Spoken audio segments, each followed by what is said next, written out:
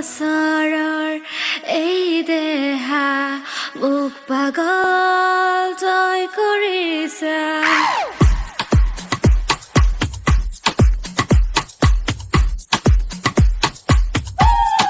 মামাই পালে গন নিব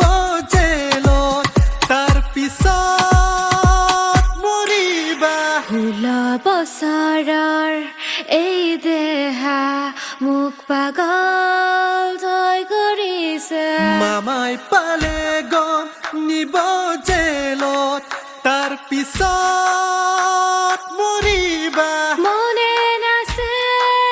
নিজানতে পৰিলো প্ৰেমতে যদিও দেখিছো হেজাৰ ল'ৰা